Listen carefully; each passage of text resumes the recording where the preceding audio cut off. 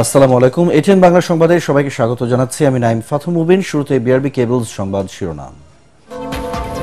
ধর্ষণের শিকার শিশু আছিয়া লাইফ সাপোর্টে, মধ্যরাতে মাগুরা আদালতে 4 আসামির রিমান্ড মঞ্জুর, দ্রুত বিচারের দাবিতে উত্তাল সারা দেশ। দুর্নীতির মামলায় বিচার শুরু হতে যাচ্ছে সাবেক প্রধানমন্ত্রী শেখ হাসিনার, দুদকের চার্জশিট, রাজনৈতিক উদ্দেশ্য নেই দাবি দুদকের।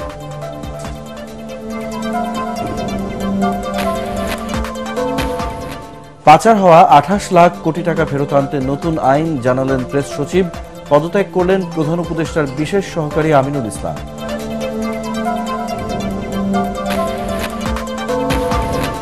ডিসেম্বরে জাতীয় নির্বাচন করতে চায় ইসি, প্রধান নির্বাচন কমিশনার, ব্রিটিশ হাই কমিশনারের সাথে বৈঠক, নতুন দল নিবন্ধনে গণবিজ্ঞপ্তি প্রকাশ।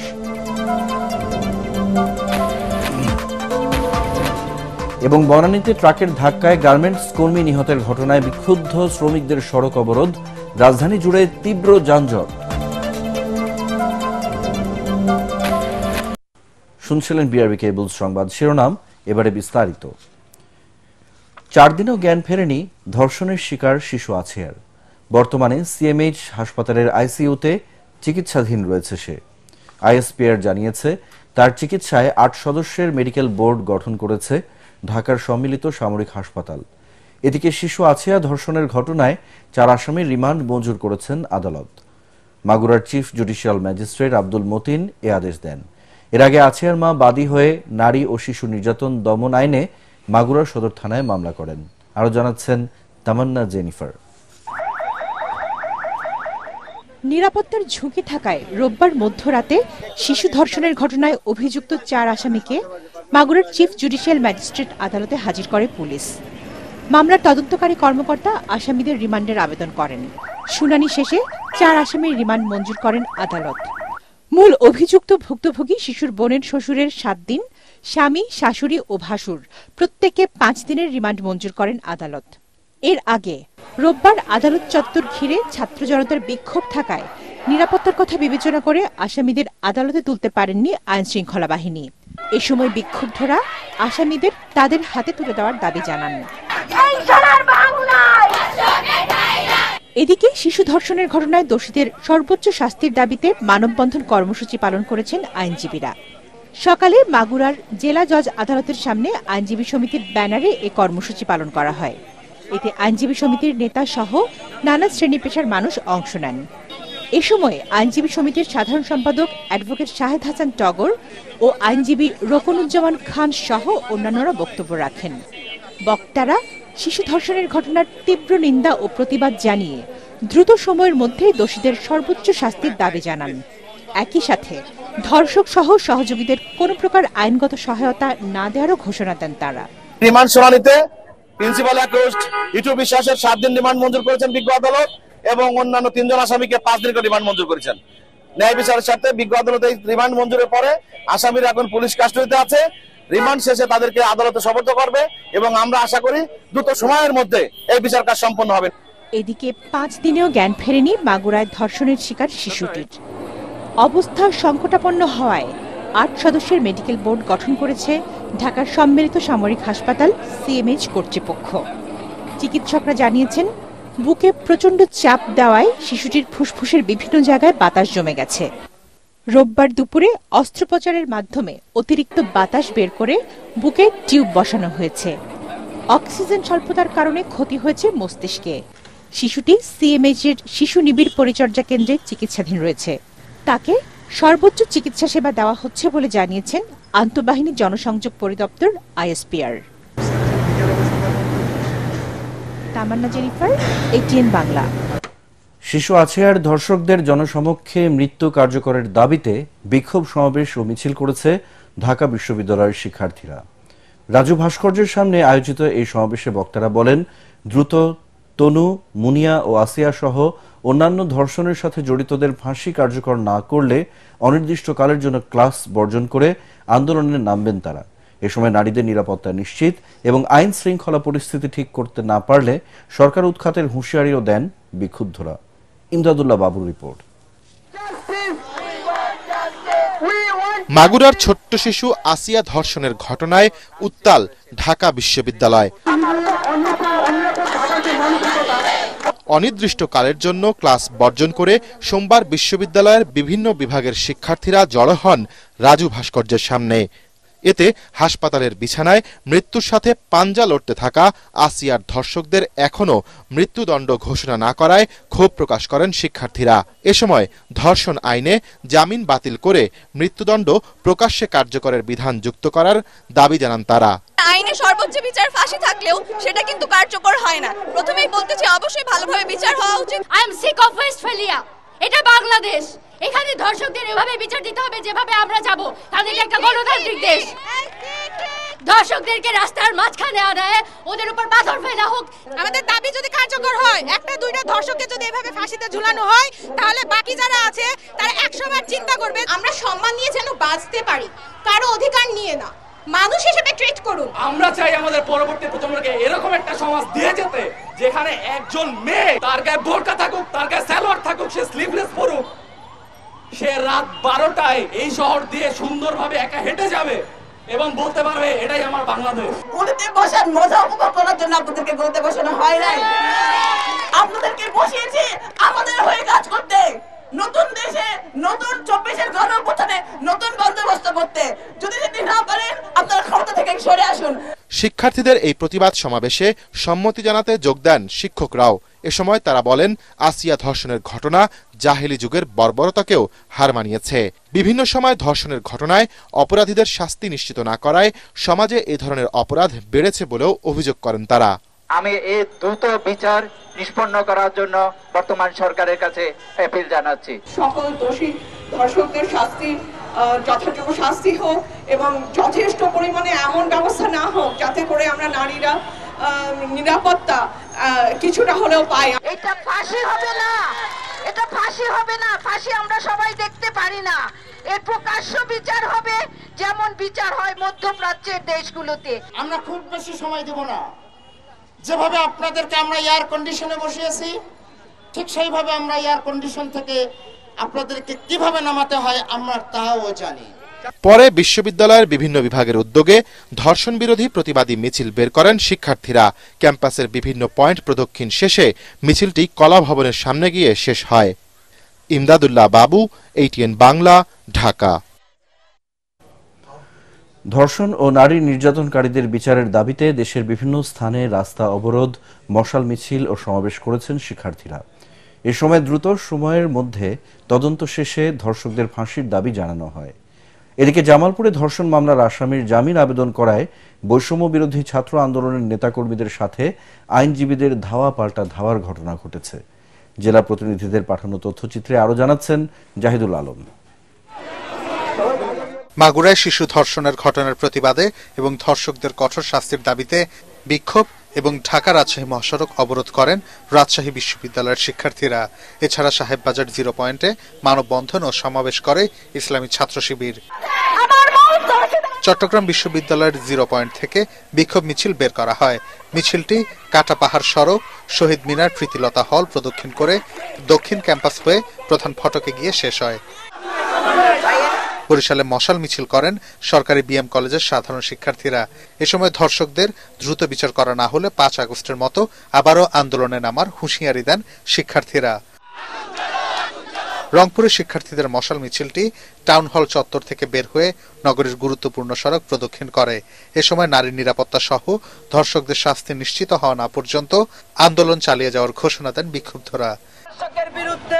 একই দাবিতে নওগাঁয় স্বরাষ্ট্র উপদেষ্টা ও প্রশাসনকে লাল কার্ড প্রদর্শন করে বিক্ষোভ সমাবেশ করেছেন শিক্ষার্থীরা।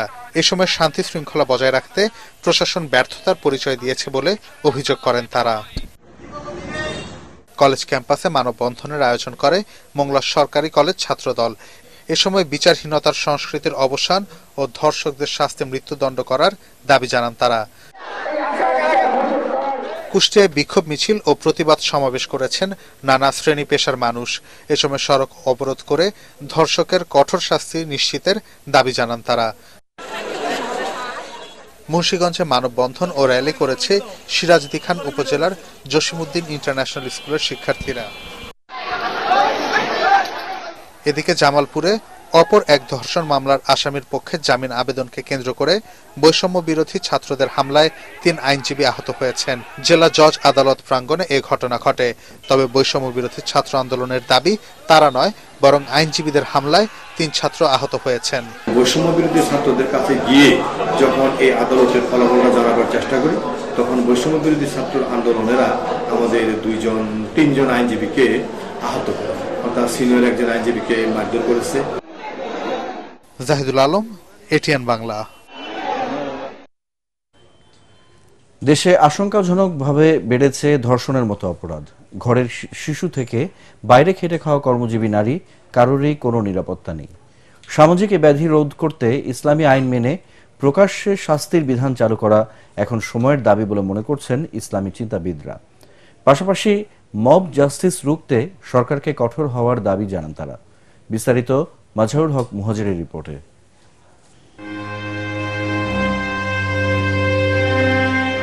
সাম্প্রতিক সময়ে মাগুরায় শিশু আসিয়ার ধর্ষণের ঘটনা সবাইকে নাড়া দেয়। শুধু আসিয়া নয়, একের পর এক ধর্ষণের ঘটনায় আতঙ্ক বিরাজ করছে জনমনে। এসব ঘটনায় দোষীদের দৃষ্টান্তমূলক শাস্তির দাবিতে বিক্ষোভ প্রতিবাদে উত্তাল সারা দেশ।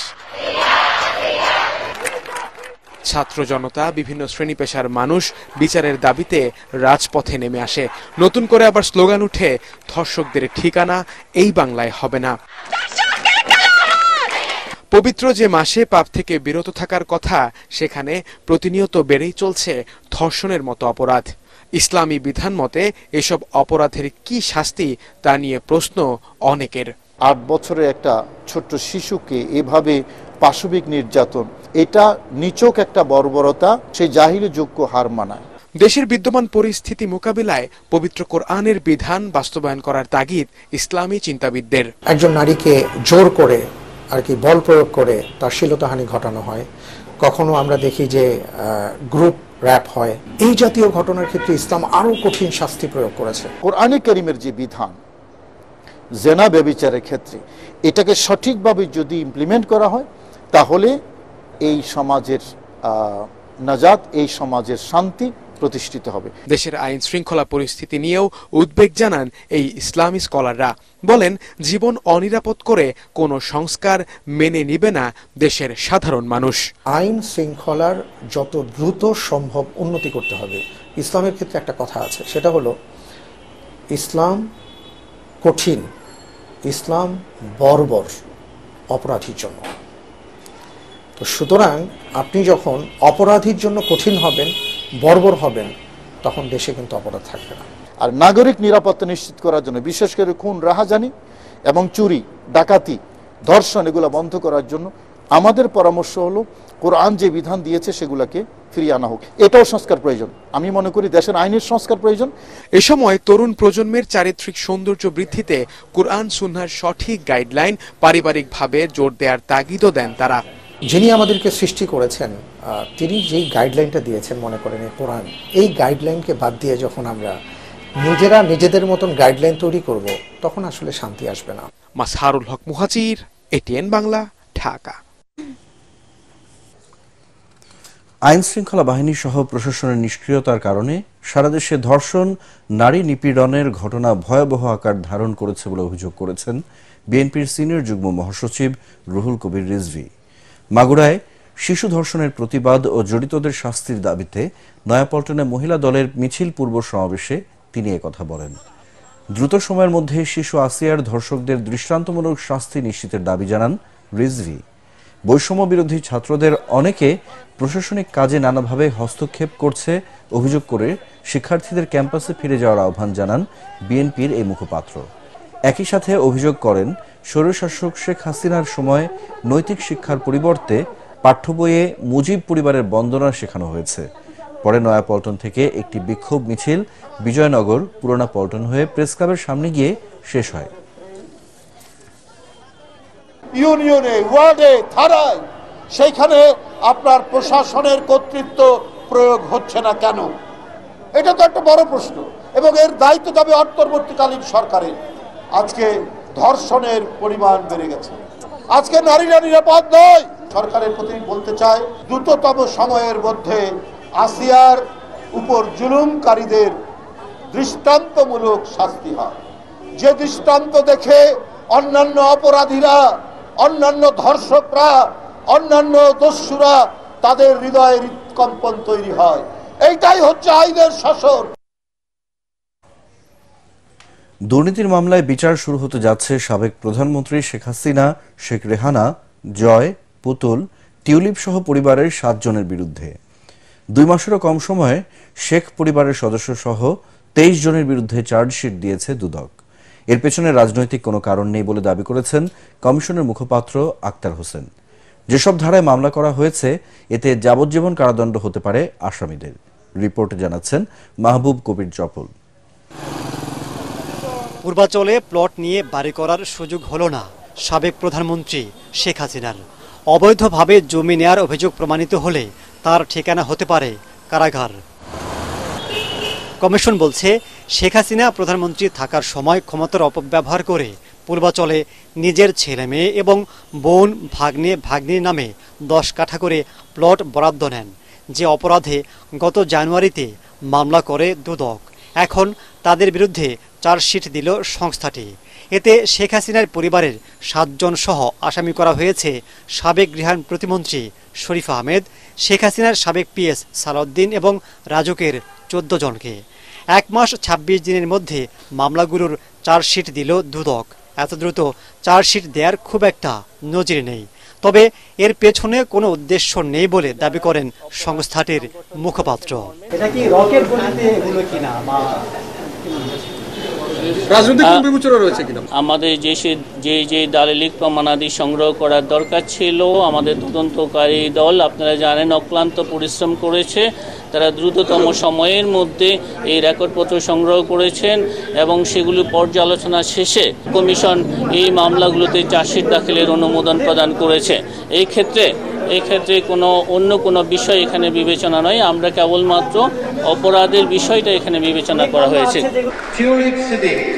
ব্রিটিশ এমপি টিউলিপের নামে পূর্বাচলে কোনো প্লট না থাকলেও তার বিরুদ্ধে কেন চার্জশিট দেয়া হয়েছে তার সদুত্তর দিতে পারেননি দুদকের মুখপাত্র।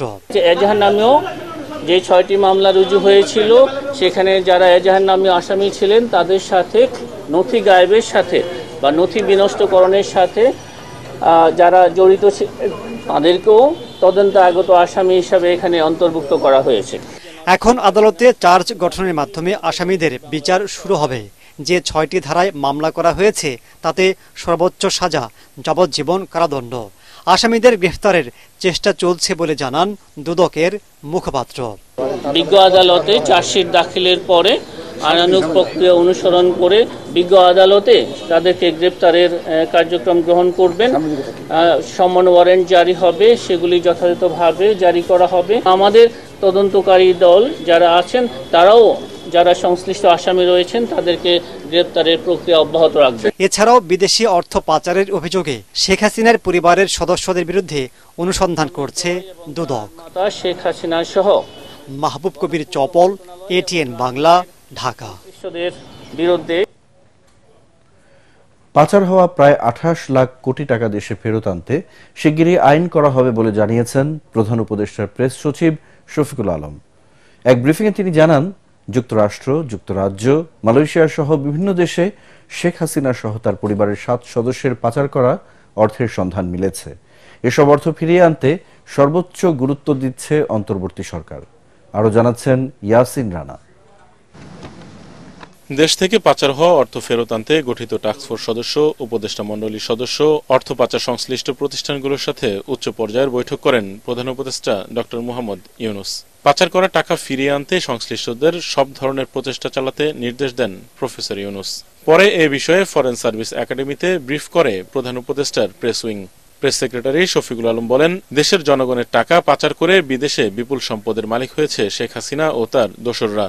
এরকম কিছু সম্পদের হদিস পেয়েছে সরকার। সাবেক প্রধানমন্ত্রী শেখ হাসিনা, তার পরিবার ও তাদের স্বার্থ সংশ্লিষ্ট ব্যক্তি এবং প্রতিষ্ঠানের অ্যাসেট ট্রেসিং আমরা করতে সক্ষম হয়েছি। যুক্তরাষ্ট্র, যুক্তরাজ্য, মালয়েশিয়া, সিঙ্গাপুর, হংকং এবং কেমান দ্বীপপুঞ্জ, এই দ্বীপপুঞ্জের সম্পদের সন্ধান পাওয়া গেছে। মালয়েশিয়ার একটি ব্যাংকে রাশিয়ান স্ল্যাশ ফান্ডের অস্তিত্ব পাওয়া গেছে। অ্যাটাচিং বা ফ্রিজিং করা হয়েছে 124টা ব্যাংক অ্যাকাউন্ট। 124টা ব্যাংক অ্যাকাউন্টের মোট হচ্ছে 635.14 কোটি টাকা। পাচারকৃত অর্থ ফেরত আনা সময় সাপেক্ষ বিষয়, সেজন্য বিশ্বের নামকরা 30টি ল ফার্ম নিয়োগ দেওয়া হবে বলে জানান প্রেস সচিব। বলেন, এজন্য বিশেষ আইনও করা হবে। এই টাকাটা ত্বরান্বিত করে কিভাবে টাকাটা আনা যায়, এটা আইনের এটা কাভার লাগবে। হয়তো আপনারা এই আগামী সপ্তাহের মধ্যে এই আইনটা আপনারা দেখবেন। লন্ডারকৃত মানিকে ফেরত আনার বিষয়ে যারা সাহায্য করছেন তাদেরও এটা একটা চাহিদা, তো সেই অনুযায়ী একটা আইন খুব দ্রুত করা হচ্ছে। এ সময় ধর্ষণের শিকার শিশু আসিয়ার স্বাস্থ্যের আপডেট দেয় প্রেস উইং। সকালে শিশুটি প্রথমবার মতো হাসপাতালে ভর্তি হওয়ার পর চোখের পাতা নেড়েছেন, তবে শ্বাসরোধের চেষ্টার কারণে তার মস্তিষ্কে অক্সিজেন সরবরাহ বিঘ্নিত হয়েছিল এবং মস্তিষ্কে পানি জমে গিয়েছিল, যেটা এখনো অপসারণ করা সম্ভব হয়নি। তার বুকের মধ্যে যে বাতাসটা জমেছিল সেটা দূর করা গেছে এবং চিকিৎসকরা আশাবাদী হয়তো তার স্বাস্থ্যের অবস্থা আর একটু উন্নতি হবে দুই-একদিনের মধ্যে। এছাড়া বন্দরে কাগজ খালাস হতে দেরি হয় এখনো 1,08,00,000 বই ছাপা হয়নি জানিয়ে ডেপুটি প্রেস সচিব আজাদ মজুমদার বলেন, চলতি মাসেই বই ছাপা ও বিতরণের কাজ শেষ হবে। Thank you. Yasin Rana, ATN Bangla, Dhaka. শিক্ষা মন্ত্রণালয়ের দায়িত্বে থাকা প্রধান উপদেষ্টার বিশেষ সহকারী অধ্যাপক এম আমিনুল ইসলাম পদত্যাগ করেছেন। সচিবালয়ের সাংবাদিকদের তিনি জানান, মন্ত্রিপরিষদ বিভাগে তার পদত্যাগপত্র জমা দিয়েছেন, তবে কি কারণে তিনি পদত্যাগ করলেন তা জানাননি। এর আগে অধ্যাপক এম আমিনুল ইসলাম শিক্ষা উপদেষ্টার দায়িত্ব পাচ্ছেন বলে গুঞ্জন উঠেছিল। গত নভেম্বরে প্রধান উপদেষ্টার বিশেষ সহকারী হিসেবে নিয়োগ পান তিনি। এ ব্যাপারে আমি কিছু বলতে চাচ্ছি না। আমি এইটুকু বলছি যে আমি পদত্যাগপত্র পাঠিয়ে দিয়েছি আজকে। আমি কারণটা আমি বলতে চাচ্ছি না। কারণের বিষয়ে আমি কিছু বলতে চাচ্ছি না। ডিসেম্বরে জাতীয় নির্বাচন করতে চায় ইসি, সে লক্ষ্যে প্রস্তুতি নেওয়া হচ্ছে বলে জানিয়েছেন প্রধান নির্বাচন কমিশনার। ব্রিটিশ হাই কমিশনারের সাথে বৈঠক শেষে সিইসি সাংবাদিকদের জানান, এই সময়সীমা অতিক্রম করতে চায় না কমিশন। এদিকে নতুন রাজনৈতিক দল নিবন্ধনের জন্য গণবিজ্ঞপ্তি প্রকাশ করেছে নির্বাচন কমিশন। নিবন্ধন পেতে আগামী 20 এপ্রিলের মধ্যে আবেদন করতে বলা হয়েছে। বিস্তারিত রাসনা দাসের রিপোর্টে। ভোটার তালিকা হালনাগাদের পর এবার দ্বিতীয় গুরুত্বপূর্ণ ধাপ নতুন রাজনৈতিক দল নিবন্ধনের কার্যক্রম শুরু করল নির্বাচন কমিশন। এরই মধ্যে প্রকাশ করেছে গণবিজ্ঞপ্তি। সোমবার দুপুরে প্রকাশিত এই গণবিজ্ঞপ্তিতে বলা হয়, নিবন্ধনের ক্ষেত্রে আবেদন করতে হবে আগামী 20 এপ্রিলের মধ্যে।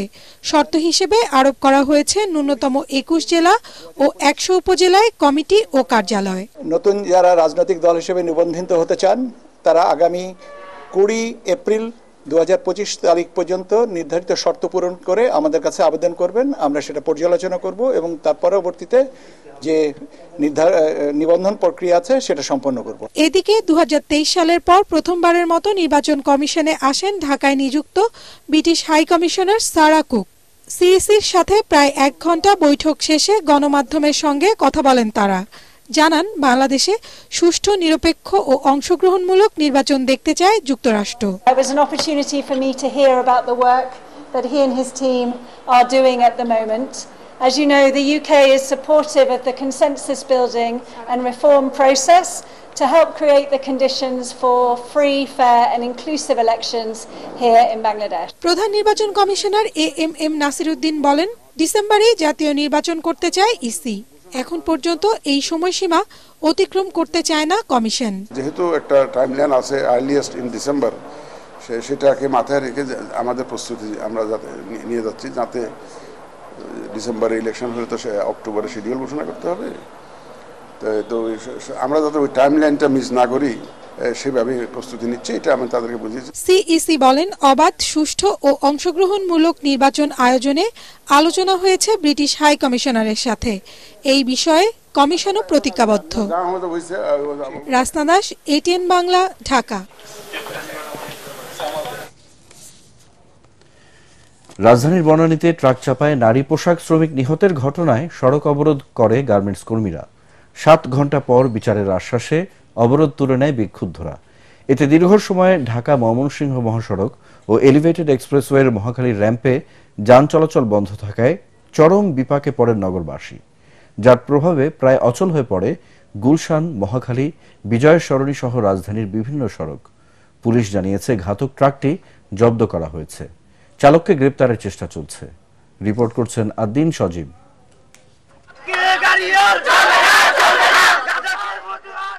অবরোধে অচল ঢাকা। বনানী চেয়ারম্যান বাড়িতে সকালে দুর্ঘটনায় প্রাণ যায় গার্মেন্টস কর্মীর। এরপর সড়কে নেমে আসেন সহকর্মীরা। জানান, বেপরোয়া ট্রাকের চাপায় ঘটনাস্থলেই মারা যান এক পোশাক কর্মী। গুরুতর আহত অবস্থায় হাসপাতালে নেওয়া হয় আরও দুজনকে। এই ঘটনার সুষ্ঠু বিচারের দাবিতে রাস্তা এলিভেটেড এক্সপ্রেসওয়ের মহাখালী র্যাম্প অবরোধ করে বিক্ষুব্ধরা। এই যে সকাল থেকে রমজান মাস, মেয়েরা রোজা রেখে রাস্তা 5-6 ঘন্টা যাবত দাঁড়ায় আছে, কোনো প্রশাসনের লোক তো এখন পর্যন্ত সেটা কোনো সমাধান দিতেছে না। কেন 5 ঘন্টা ধরে আমরা এই জায়গায় দাঁড়িয়ে আছি, কিন্তু আমাদেরকে কোনো গুরুত্ব দেওয়া হইতাছে না। মুহূর্তেই ঢাকা ময়মনসিংহ মহাসড়কের এই যানজট ছাড়িয়ে যায় কয়েক কিলোমিটার। গুলশান, মহাখালী, 7 রাস্তা, বিজয় সরণি সহ নগরের বিভিন্ন গুরুত্বপূর্ণ সড়ক প্রায় থমকে থাকে 7 ঘন্টা। এই অবস্থায় অফিসগামী যাত্রীরা হেঁটেই যান গন্তব্যে। প্রশাসনের তো এই জায়গায় কোনো ভূমিকাই দেখি নাই আমরা। ভূমিকা থাকলে তো এতক্ষণ এরকম হওয়ার কোনো ইয়েই নাই। 6:30টার ঘটনাটা 12:30 বাজে, এখন পর্যন্ত একটা রাস্তা রানিং হলো না। এই জবাবটা আমরা কার কাছে চাবো? পুলিশ প্রশাসন আর র‍্যাব এরা কি করতেছে? এদের কাজটা কি তাহলে? একটা মানুষ মারা গেছে বা 2টা মানুষ মারা গেছে, কিন্তু শত শত রোগী নিয়ে যায়, তখন দেখা যায় অ্যাম্বুলেন্সে রোগীগুলা অসুস্থ, ঠিক জায়গায় যাইতে পারে না। একে তো রমজান, এর উপর প্রচন্ড রোদ, ওদিকে 7 ঘন্টার অবরোধে সবচেয়ে বেশি ভোগান্তিতে পড়েছেন অসুস্থ রোগী, দূরের পথের যাত্রী আর প্রবাসীরা। সিয়ারা কালকে অপারেশন, আজকে 11টার ভিতরে ভর্তি হওয়ার কথা আছে, তখন কটা বাজে অন গিয়া ভর্তি হইতে পারব না পারব কোনো সেটুক নেই। এই বনালী হেইমাতায় নামাইছে, বনানী ব্রিজের গোড়া থেকে হাঁটে আসতেছে। সকাল 7টার দিকের ঘটনা, 7 ঘন্টা পেরিয়ে গেলেও রাস্তাঘাট সচল করতে ব্যর্থ পুলিশ প্রশাসন। দাবি পূরণের এখতিয়ার আমার নাই। আমার যেটা আমার এখতিয়ার আছে যে ঘাতক ট্রাক তাকে গ্রেপ্তার করা। অলরেডি সেই ঘাতক ট্রাককে আমরা আটক করেছি। পুলিশের পক্ষ থেকে কয়েক দফায় গার্মেন্টস কর্মীদের সঙ্গে কথা বলতে দেখা গেলেও সুনির্দিষ্ট কোনো আশ্বাস না দেওয়ায় এই ভোগান্তি চরমে পৌঁছায় মনে করছেন ভুক্তভোগীরা। আন্দোলনকারীরা বলছেন যে কেন এত সময় লাগবে। একইভাবে যারা পথে চলাচল করছেন, পথচারী রয়েছেন, তারাও বলছেন যে 6 ঘন্টাতেও যদি একটা সমস্যার সমাধান করতে না পারে প্রশাসন, তাহলে তারা আসলে করে কি, সেই প্রশ্নটাই ঘুরে ফিরে বারবার ওঠে। আদ্দিন সজীব, এটিএন বাংলা, চেয়ারম্যান বাড়ি, বনানী, ঢাকা। 2010 সালে বিএনপি নেতা ও ঢাকা সিটি কর্পোরেশনের সাবেক কাউন্সিলর চৌধুরী আলম গুমের ঘটনায় আওয়ামী লীগ নেতা মোফাজ্জল হোসেন চৌধুরী মায়া এবং সাবেক সেনা কর্মকর্তা জিয়াউল হাসান সহ 18 জনের বিরুদ্ধে আন্তর্জাতিক অপরাধ ট্রাইব্যুনালে অভিযোগ দায়ের করা হয়েছে। ট্রাইব্যুনালের চিফ প্রসিকিউটর কার্যালয়ে চৌধুরী আলমের ছেলে আবু সাইদ চৌধুরী মানবতাবিরোধী অপরাধে এ অভিযোগ দায়ের করেন। অভিযোগ দায়েরের পর তার ছেলে জানান, 2010 সালের 25শে জুন রাজধানীর ইন্দিরা রোডের কাছে চৌধুরী আলমকে তার গাড়ি থেকে বের করে মাইক্রোবাসে তুলে নেওয়া হয়। ওই বছরের জুলাই মাসে হাইকোর্টে একটি রিট আবেদন করা হলে আদালত পুলিশ ও সরকারকে দ্রুত চৌধুরী আলমকে খুঁজে বের করার নির্দেশ দেন। তবে আদালতের সেই নির্দেশ গত 15 বছরেও বাস্তবায়ন হয়নি।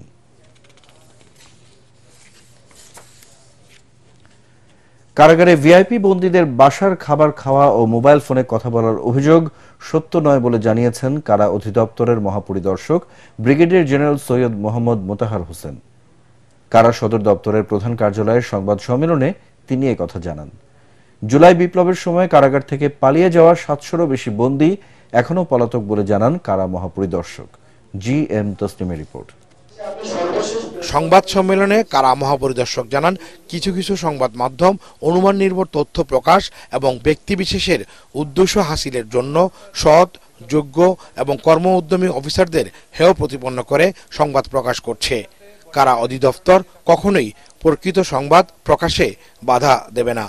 ধারণাগত তথ্য দিয়ে সংবাদ প্রচার করা হলে তার নেতিবাচক প্রভাব পড়ে এবং ষড়যন্ত্রকারীরা উৎসাহী হয়। কেউ যদি বলে যে বাসার খাবার খাচ্ছেন, এটা আমি বলবো যে আমি চ্যালেঞ্জ দিয়ে বলতে পারি যে বাসার খাবার কেউ খেতে পারছেন না, এটা আমি আপনাকে নিশ্চিত করে বলতে পারি। কেউ যদি বলেন যে বিশেষ বন্দীরা কারাগারে মোবাইলে কথা বলছেন, আমি আপনাদের একদম দৃঢ়ভাবে বলতে পারি কয়েকটা কারাগারের ব্যাপারে যেখানে আমি বিশেষ ব্যবস্থাপনার মধ্যে রেখেছি, ওখানে তারা কোনোভাবেই মোবাইল ব্যবহার করতে পারবেন না। এটা আমি নিশ্চিত। কারা ব্যবস্থাপনায় আধুনিকায়ন ও নিরাপত্তা জোরদারে প্রযুক্তি নির্ভর নানামুখী উদ্যোগ গ্রহণ করা হয়েছে উল্লেখ করে কারা মহাপরিদর্শক জানান, দেশের সকল কারাগারকে স্বচ্ছ এবং জবাবদিহিতামূলক হিসেবে গড়ে তোলার লক্ষ্যে বর্তমান প্রশাসন নানামুখী সংস্কার কাজ চালিয়ে যাচ্ছে। জুলাই বিপ্লবের সময় পালিয়ে যাওয়া বন্দীদের অনেকেই এখনো কারাগারের বাইরে বলেও জানান কারা মহাপরিদর্শক।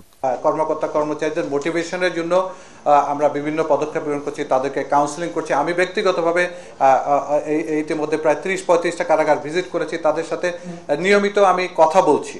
ইভেন আমার এখানে যারা আসছেন নিয়মিত তাদের সাথে কথা বলছি, আমার সুপারদের সাথে কথা হচ্ছে, জেলারদের সাথে কথা হচ্ছে, আমার অফিসারদের সাথে কথা হচ্ছে, যাতে তারা এই যেই পরিবর্তনটাকে ধারণ করে যাতে আমরা একটা নিয়মসিদ্ধ পরিস্থিতির মধ্যে চলতে পারি এবং কারাগারটা যাতে স্বচ্ছ এবং নিরাপদ হয়। কারাগার সমূহে ধারণ ক্ষমতার তুলনায় অতিরিক্ত বন্দীর অবস্থান নিরসনে ইতিমধ্যে সিলেট কেন্দ্রীয় কারাগার 2 চালু এবং ঢাকার কেরানীগঞ্জে আরেকটি বিশেষ কারাগার চালুর উদ্যোগ প্রক্রিয়াধীন রয়েছে বলেও জানান কারা মহাপরিদর্শক। অসংখ্য ধন্যবাদ আপনাদের। G M Taslim, ATN Bangla, Dhaka. স্বৈরাচারের বিচার ও সংস্কার কার্যক্রম পেছানোর রাজনীতি না করার জন্য দলগুলোর প্রতি আহ্বান জানিয়েছেন জাতীয় নাগরিক পার্টির আহ্বায়ক নাহিদ ইসলাম। তিনি বলেন, নির্বাচনে তাদের কোনো আপত্তি নেই, এতে অংশগ্রহণ করার জন্যই রাজনৈতিক দল গঠন করা হয়েছে। কিন্তু সবার আগে সরকারকে বিচার ও সংস্কারের সুনির্দিষ্ট রোডম্যাপ দেওয়ার দাবিও জানান সাবেক এই উপদেষ্টা। বিকেলে সোহরাওয়ার্দী উদ্যানে জুলাই অভ্যুত্থানে আহত এবং নিহত পরিবারের সদস্যদের ইফতার মাহফিলে এসব কথা বলেন তিনি। এ সময় নাহিদ ইসলাম বিচার, সংস্কার এবং গণপরিষদ নির্বাচনের দাবি আদায়ে প্রয়োজনে রাজপথে নামার ঘোষণাও দেন। এ সময় দলের সদস্য সচিব আক্তার হোসেন সহ কেন্দ্রীয় নেতাকর্মীরা উপস্থিত ছিলেন। আজকে দেশে শত শত মামলা হয়েছে, এই শহীদ পরিবারের সদস্যবৃন্দগুলো মামলা করেছে, শেখ হাসিনা এবং আওয়ামী লীগের খুনিদেরকে আসামি করে মামলা করা হয়েছে। যদি এর বিচার ছাড়াই আরেকটি সরকার চলে আসে তাহলে কি নিশ্চয়তা আছে যে আওয়ামী লীগকে আবার পুনর্বাসিত করা হবে না এই বাংলাদেশে? বাংলাদেশে আর আওয়ামী লীগের রাজনীতি, এই ফ্যাসিস্ট রাজনীতির আর কোনো জায়গা হবে না, হবে না, হবে না। ফলে আমরা বলবো যে আমাদেরকে বলা হচ্ছে যে আমরা নাকি নির্বাচন পিছানোর রাজনীতি করছি। খুব পরিষ্কার ভাবেই বলতে চাই, পাল্টা কথা আপনাদেরকে বলতে চাই যে আপনারা বিচার ও সংস্কার পিছানোর রাজনীতি করবেন না। বিচার ও সংস্কারের প্রতি ঐক্যমত পোষণ করুন, নির্বাচন আমরা আপনাদেরকে করে দিতে সহায়তা করব। শাসক নয়, সেবক হয়ে কাজ করবে জামায়াত ইসলাম, আর কবর দেয়া হবে দুর্নীতি ও দুঃশাসনকে। রাজধানীর কাফরুলে মণিপুর স্কুলে বিশিষ্ট জনের সম্মানে আয়োজিত ইফতার মাহফিলে একথা বলেন দলের আমির ডাক্তার শফিকুর রহমান। এ সময় রাজনৈতিক দলগুলোর অতীত ও বর্তমান বিবেচনা করে আগামী নির্বাচনে ভোট দেওয়ার জন্য দেশবাসীর প্রতি আহ্বান জানান তিনি।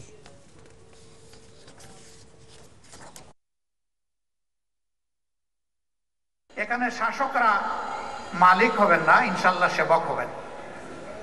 আমরা সেই মানবিক বাংলাদেশ গড়তে চাই যেখানে দুটি জিনিস থাকবে না। এই দুইটা জিনিসের দাফন করা হবে, একটা দুর্নীতি আর একটা দুঃশাসন। এই দুইটাকে দাফন করা হবে ইনশাআল্লাহ। এমন একটা সমাজকে আমরা সবাই চাই, শিওর আপনারা সবাই চান। তাহলে আলহামদুলিল্লাহ নিজের আপনজন, পরিবার পরিজন, আত্মীয় স্বজন, প্রতিবেশী সবাইকে নিয়ে কোরআনের পথে আমরা আঁকবো ইনশাআল্লাহ। একটি কর্তৃত্ববাদী শাসন ব্যবস্থা থেকে বাংলাদেশের সামনে আবারও গণতান্ত্রিক পথে যাত্রার সুযোগ এসেছে বলে জানিয়েছেন ওয়াশিংটন ভিত্তিক সংগঠন রাইট টু ফ্রিডমের প্রেসিডেন্ট সাবেক রাষ্ট্রদূত উইলিয়াম বি মাইলাম। তিনি বলেন, 1990 সালেও বাংলাদেশের সামনে গণতন্ত্রের উত্তরণের সুযোগ এসেছিল, কিন্তু তা কাজে লাগানো যায়নি। তবে এবার সংস্কারের মাধ্যমে সে সুযোগ কাজে লাগানো যাবে বলে আশা করেন তিনি। রাজধানীর তেজগাঁওয়ে ইন্টারন্যাশনাল বিজনেস ফোরাম আয়োজিত ট্রাম্প শাসনামলে বাংলাদেশ ও যুক্তরাষ্ট্রের সম্পর্ক নিয়ে আলোচনা সভায় এসব কথা বলেন মাইলাম। এতে সাবেক রাষ্ট্রদূত হুমায়ুন কবির বলেন, ট্রাম্প শাসনামলেও বাংলাদেশ সম্পর্কে মার্কিন নীতির খুব একটা পরিবর্তন হয়নি।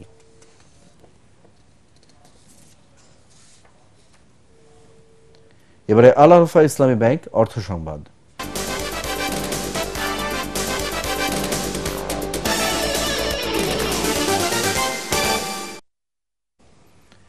সার্বিক অর্থনৈতিক পরিকল্পনা গ্রহণ না করলে টেকসই উন্নয়ন লক্ষ্যমাত্রা অর্জন সম্ভব নয় বলে মনে করেন সিপিডির সম্মানীয় ফেলো ডক্টর দেবপ্রিয় ভট্টাচার্য। তার মতে যুব সমাজকে রাষ্ট্রীয় সহায়তা দিয়ে স্বাবলম্বী করার উদ্যোগ প্রয়োজন। রাজধানীর চীন মৈত্রী সম্মেলন কেন্দ্রে জাতীয় এমডিজি রিপোর্ট 2025 যুব সমাজের ভাবনা শীর্ষক আলোচনা সভায় এসব কথা বলেন তিনি বলেন, সমাজে নারীর প্রতি দৃষ্টিভঙ্গি পরিবর্তনের পাশাপাশি কর্মক্ষেত্রে নারীদের সুস্থ পরিবেশ নিশ্চিত করতে হবে। উদ্যোক্তা তৈরিতে যুব ব্যাংক গঠন করা হলে ইতিবাচক প্রভাব ফেলবে বলে মনে করেন বক্তারা।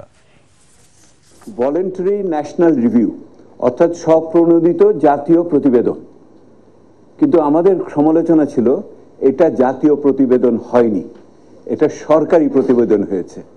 এইবারের পার্থক্যটা হলো এটা প্রকৃত অর্থে আমরা জাতীয় প্রতিবেদন করতে চাচ্ছি, যেখানে সরকার এবং আপনারা আমরা সকলে মিলে এবং জাতিসংঘ মিলে আমরা একটা প্রতিবেদনের দিকে যাচ্ছি। জাতি হিসেবে যে ঐক্য এবং একই সাথে অংশগ্রহণের সুযোগটি এসেছে।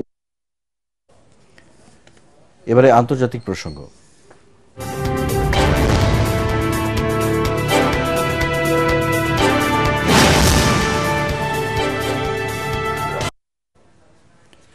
ট্রাম্পের বিরুদ্ধে বাণিজ্য যুদ্ধে কানাডাই জিতবে বলে মন্তব্য করেছেন কানাডার নতুন প্রধানমন্ত্রী মার্ক কার্নি। দেশটির প্রধানমন্ত্রী হিসেবে নির্বাচিত হয়ে মার্কিন প্রেসিডেন্টের সঙ্গে চলমান বাণিজ্য যুদ্ধ জয়ে এভাবেই প্রতিশ্রুতি দিলেন মার্ক। এ সময় তিনি বলেন, আমেরিকা কানাডার মানুষের প্রতি অবমাননাকর মন্তব্য করে কঠোর শুল্কারোপ ও দেশটিকে অঙ্গরাজ্যে পরিণত করার কথা ঘোষণা করেছে, যা অপমানজনক। যুক্তরাষ্ট্র যদি এই ব্যাপারে উপযুক্ত সম্মান প্রদর্শন না করে তবে মার্কিন আমদানির ওপর পাল্টা শুল্ক বহাল রাখবে কানাডা। এর আগে স্থানীয় সময় রোববার রাতে কানাডার ক্ষমতাসীন দল লিবারেল পার্টি মার্ক কার্নিকে নতুন দলীয় নেতা হিসেবে নির্বাচিত করে। এ সময় তিনি ক্যানাডিয়ান পণ্যের ওপর যুক্তরাষ্ট্রের 25% শুল্ক আরোপকে নিজেদের জীবনের সবচেয়ে বড় সংকট হিসেবে অভিহিত করেন।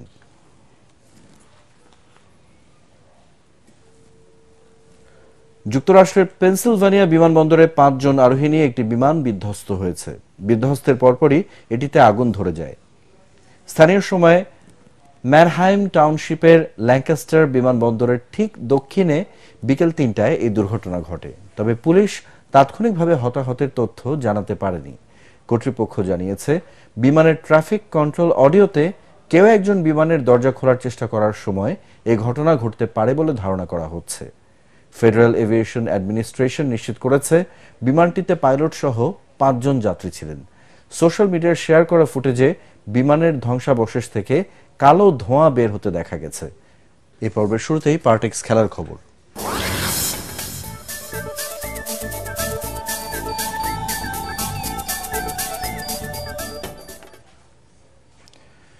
ঢাকা প্রিমিয়ার ক্রিকেট লিগে শাইনপুকুর ক্রিকেট ক্লাবকে 10 উইকেটে হারিয়েছে লিজেন্ডস অব রূপগঞ্জ। মিরপুর শেরে বাংলা স্টেডিয়ামে প্রথমে ব্যাট করে রূপগঞ্জের বোলিং তোপে মাত্র 69 রানে অল আউট হয় শাইনপুকুর। মইনুল ইসলাম তন্ময় দলের পক্ষে সর্বোচ্চ 18 রান করেন। রূপগঞ্জের বোলারদের মধ্যে তানভীর ও রাজু 3টি করে উইকেট তুলে নিয়ে শাইনপুকুরের ধস নামান। জবাবে সাইফ হাসানের 39 ও তানজিদ হাসান তামিমের অপরাজিত 35 রানের ইনিংসে বিনা উইকেটে 75 রান তুলে 243 বল বাকি থাকতেই জয় পায় রূপগঞ্জ। এই জয়ে 3 ম্যাচে 4 পয়েন্ট নিয়ে লিগ টেবিলের শীর্ষে উঠে এল লিজেন্ডস অব রূপগঞ্জ। স্বাধীনতা দিবস আর্চারি প্রতিযোগিতায় চ্যাম্পিয়ন হয়েছে বাংলাদেশ বিমান বাহিনী। রানার্স আপ হয়েছে বিকেএসপি, আর তৃতীয় হয়েছে বাংলাদেশ পুলিশ। টঙ্গীর আর্চারি ট্রেনিং সেন্টারে 2 দিনের এই প্রতিযোগিতায় বিভিন্ন জেলার ক্রীড়া সংস্থা, বিকেএসপি, সার্ভিসেস সংস্থা ও ক্লাব সহ মোট 8টি দলের 75 জন আর্চার অংশ নেন। পরাগারমানের রিপোর্ট। স্বাধীনতা দিবস আর্চারি প্রতিযোগিতার দ্বিতীয় শেষ দিন ছিল পদক জয়ের লড়াই। এবারের প্রতিযোগিতায় 8টি দলের 33 জন ছেলে ও 44 জন নারী আর্চার অংশ নেন। তাদের উৎসব মুখর প্রতিদ্বন্দ্বিতায় জমে ওঠে প্রতিযোগিতা। সমাপনী অনুষ্ঠানে প্রধান অতিথি হিসেবে উপস্থিত থেকে আর্চারি ফেডারেশন সাধারণ সম্পাদক কাজী রাজিবউদ্দিন আহমেদ চপল জানান, তাদের লক্ষ্য লস অ্যাঞ্জেলস অলিম্পিক গেমস। যত খেলবে, যত প্রতিযোগিতা নামবে, ততই অভিজ্ঞতা বাড়বে। আগামী অলিম্পিক কোয়ালিফিকেশনের আগে কিন্তু আমরা তাদেরকে তৈরি করে ফেলতে পারবো, ছেলে এবং মেয়ে দুইটা টিমই। নারীদের ইভেন্টে পুলিশ আর্চারি ক্লাবের ইতি খাতুন জিতেছেন স্বর্ণ। টিম ব্লেজার বিডির তৈব আক্তার রূপা জয় করেন। নিজের পারফরমেন্সের উন্নতি করায় বেশ খুশি ইতি খাতুন। আগের থেকে অনেক বেশি ইমপ্রুভ করছি, এটাতে হচ্ছে র্যাঙ্কিং এ 1 নাম্বার হয়েছি। এটা আবার হচ্ছে আগে আমি 640 মারছি, এটাতে 641, তো আগের থেকে আস্তে আস্তে বাড়ছে, এটা আমার জন্য অনেক ভালো। প্যারিস অলিম্পিক খেলে আসা বিকেএসপির সাগর ইসলাম পুরুষ রিকার্ভে জিতেছেন স্বর্ণ। ফাইনালে তিনি হারিয়েছেন একই দলের আব্দুর রহমান আলিফকে। এই প্রতিযোগিতা ভবিষ্যতের ইভেন্টগুলোতে ভালো করতে সহায়তা করবে বলে জানান তিনি। ভালোই খেলছি, এন্ড হচ্ছে লাস্ট অব্দি এসে জিতছি। জানেন ও স্ট্রং, আমিও স্ট্রং, আলহামদুলিল্লাহ ভালো ফাইট হয়েছে এবং লাস্টে একটারও ডিসাইড করছে, ভাগ্য নির্ধারণ করছে একটারাতে, এবং আলহামদুলিল্লাহ যে আমি করতে পারছি। বিশ্ব আসরে ভালো করতে হলে ফেডারেশন এবং সরকারের পাশাপাশি আর্চারদেরও ভালো করার জন্য কঠোর পরিশ্রম করার তাগিদ দেন ফেডারেশনের সাধারণ সম্পাদক কাজী রাজিবউদ্দিন আহমেদ চপল। পরাগামান, এটিএন বাংলা, ঢাকা। শেষ করার আগে বিআরবি কেবল সংবাদ শিরোনামগুলো এক নজরে আরেকবার। ধর্ষকদের দ্রুত বিচারের দাবিতে উত্তাল সারা দেশ। 4 দিনও জ্ঞান ফেরেনি, লাইফ সাপোর্টে ধর্ষণের শিকার শিশু আসিয়া।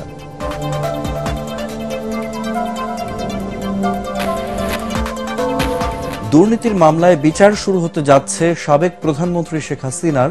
দুদকের চার্জশিট, রাজনৈতিক উদ্দেশ্য নেই দাবি সংস্থাটির মুখপাত্রের।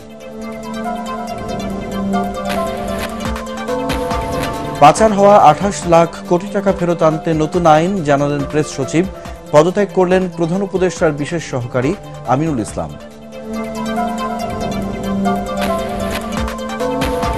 ডিসেম্বরে জাতীয় নির্বাচন করতে চায় ইসি। প্রধান নির্বাচন কমিশনার ব্রিটিশ হাই কমিশনারের সাথে বৈঠক। নতুন দল নিবন্ধনে গণবিজ্ঞপ্তি প্রকাশ। এবং বনানীতে ট্রাকের ধাক্কায় গার্মেন্টস কর্মী নিহতের ঘটনায় বিক্ষুব্ধ শ্রমিকদের সড়ক অবরোধ। রাজধানী জুড়ে তীব্র যানজট। পরবর্তী সংবাদ দেখার আমন্ত্রণ জানিয়ে এখনকার মতো শেষ করছি। এটিএন বাংলার সংবাদ ইউটিউবে দেখতে ব্রাউজ করুন youtube/ATN Bangla News।